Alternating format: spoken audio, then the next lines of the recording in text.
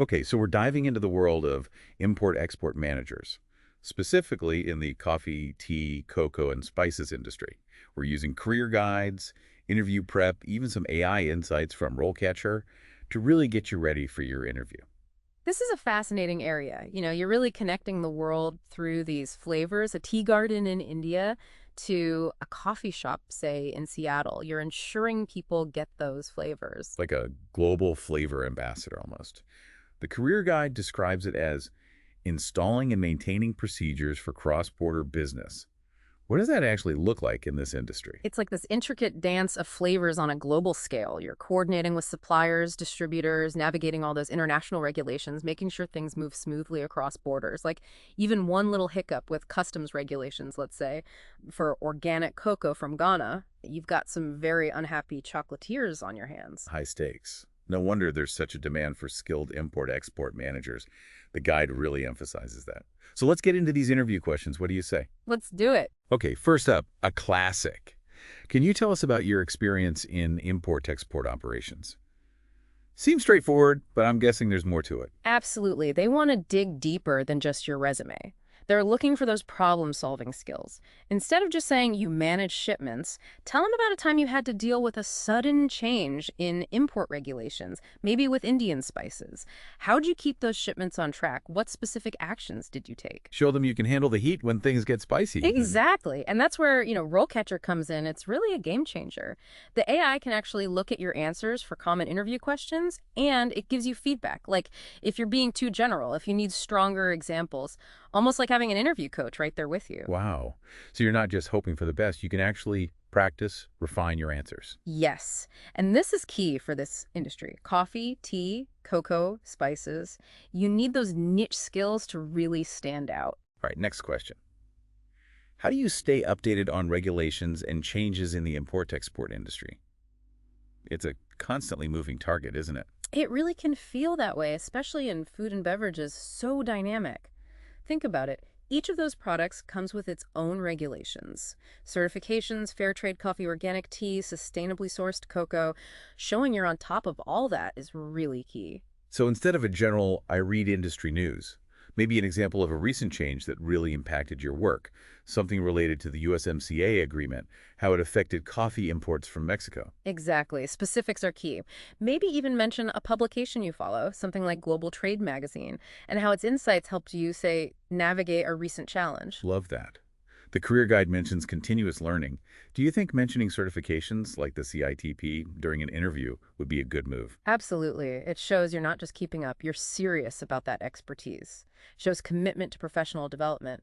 Always a good look. It's like saying, I'm not just here for a job, I'm here for a career. Exactly. And RoleCatcher can even help you pinpoint which certifications are most valuable for specific roles. It's impressive. Okay, talk about smart prep. Mhm.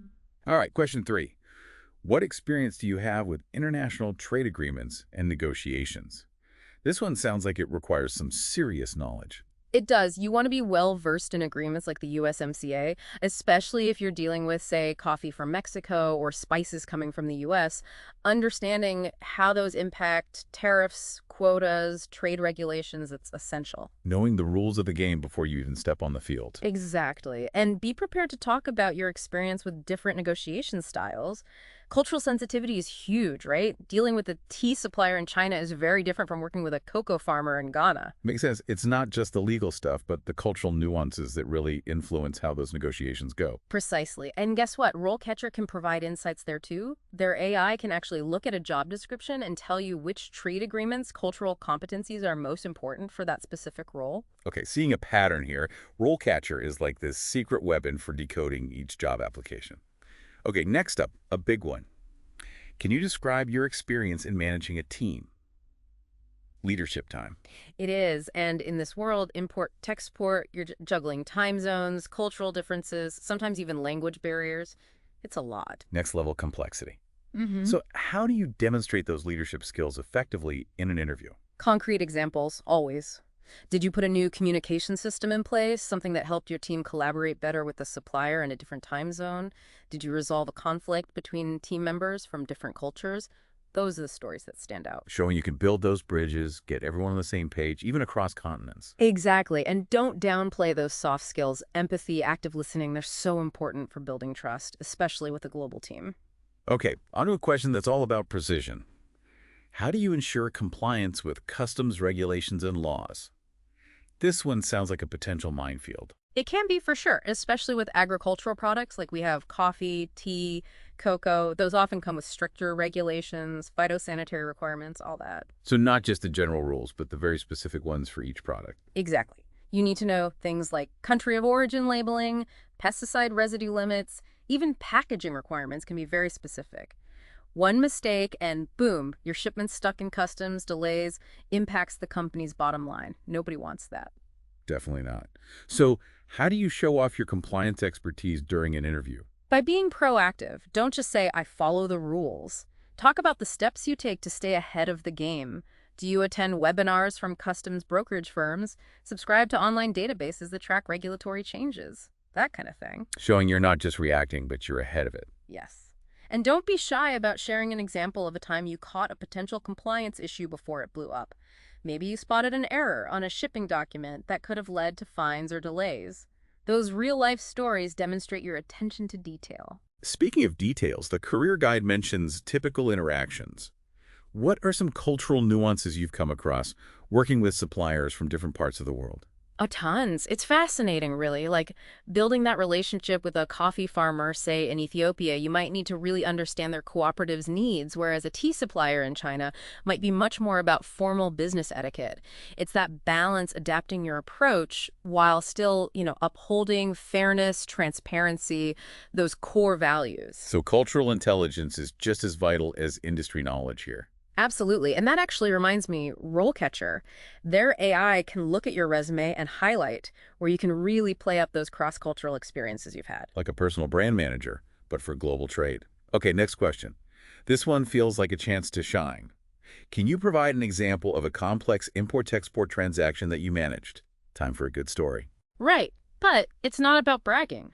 Choose something that shows your problem-solving skills, your ability to handle the complex stuff. Maybe you had to fast-track a shipment of cocoa beans from Côte d'Ivoire because demand suddenly shot up. Or maybe there was a price swing in the global tea market and you had to renegotiate contracts with your suppliers. So thinking on your feet, making those strategic decisions under pressure, what's the key to really nailing this one in an interview? Structure. Like walk them through your thought process. Start with the challenge, then break down the steps you took. How did you assess the situation, get the information you needed, and what were your options? And don't forget the collaboration aspect. Did you work with customs brokers, for example, to navigate new regulations? Or maybe coordinate with logistics to find alternative shipping routes? Showing you're that calm and collected leader, even in the middle of chaos. Exactly. And here's where those career guide insights come in. Remember that section on career stages? Think about examples that fit the level you're going for. Entry level, focus on smaller scale wins. Managerial role, show them you can handle those high stakes situations. Tailor those examples. Love it. Okay, moving on. How do you build and maintain relationships with suppliers and customers? This feels like a mix of business smarts and just genuine people skills. It's finding that sweet spot, right? The professionalism and the personality. Because in this world, you're building bridges across cultures. It's a big deal. More than just contracts. It's about trust, understanding. Absolutely. When you answer this, highlight how you adapt your communication style, depending on the culture. Like before a virtual meeting with a coffee supplier, let's say in Colombia, did you make an effort to learn a bit about their customs business practices? Or before that crucial email to a tea distributor in Japan, did you check what their communication preferences were? Little things like that. Showing you value those relationships. You're willing to go the extra mile. What are some things people should avoid saying here? Don't fall into that trap of just bragging about your network, how many contacts you have. Focus on the quality of those relationships, the trust you've built. Give them anecdotes, little stories that show you can connect with people from all different backgrounds. Build that rapport based on respect, understanding. Not just collecting business cards, but actually building connections. Exactly. RoleCatcher can actually give you feedback on this too. The AI looks at your tone, your language, make sure you're coming across as genuine, personable. Like a digital communication coach. Okay, let's talk about, can you describe your experience in developing and executing import-export strategies? This one's all about strategy. Show them you can think ahead, anticipate trends, and actually create a plan for success. So you're not just along for the ride. You're the one navigating this whole global market. What are the key points to hit here? Start with your process. How do you even approach developing an import-export strategy? Thorough market research, competitor analysis, keeping up with the political, economic stuff that could impact things. Lay it all out. Presenting yourself as that strategic thinker, always a step ahead. Yes. And then, once you've explained your process, give a real example of a time you nailed it. Maybe you identified a brand new market for specialty coffee beans, say from Ethiopia. Right. Or you came up with a plan to boost organic tea sales in a specific region. Whatever it is, make sure it highlights those key skills. Setting goals, making a plan, and then getting those results. So ideas are great, Yeah. but you need to turn them into action and then actually make it happen. Exactly. And don't be afraid to get a little technical here. The interviewer wants to see those analytical skills. Talk about the data you looked at, the metrics you used. That balance, right? Mm. Big picture thinking, but also attention to detail. Okay, last question for today's deep dive into interview prep. How do you manage and mitigate risks in import-export operations? This feels especially crucial now with all the supply chain disruptions happening. It's more crucial than ever. A good import-export manager knows that risks are just part of the game, especially in global trade. But they have the skills to see them coming and have a plan to handle them. Like a master chess player, always a few moves ahead. Exactly. Yeah. When you answer this one, show them you understand the different types of risks. Mhm. There are the financial ones, like currency fluctuations, operational, like shipments getting delayed, ports getting jammed up, regulatory risks, changes in tariffs, product standards, all that. And don't forget reputational risks, things like ethical sourcing, labor practices. 360-degree view, not just focusing on one area. Right. And then share some concrete examples of how you've handled this in the past. Did you implement a hedging strategy maybe to reduce the impact of those currency swings on your import costs? Or did you diversify your suppliers so you weren't reliant on just one source for, say, a specific type of tea? Things like that. You're showing you can think critically about those potential problems and proactively come up with solutions. Exactly. And it's not always about preventing every single risk, because let's face it, in global trade, that's impossible.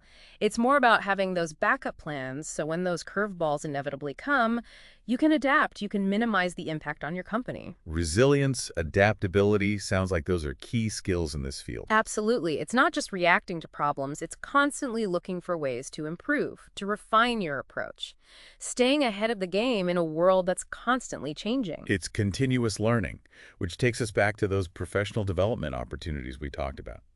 Certifications, staying up to date on industry trends, all crucial in the import-export world. It really is. It's a career where you never stop, always learning, adapting, finding new solutions. And speaking of solutions, let's talk more about RoleCatcher. We've mentioned some of their AI features, but it's more than just a general tool, right? Right. RoleCatcher is tailored. It has specific features for different roles, including, of course, import-export manager.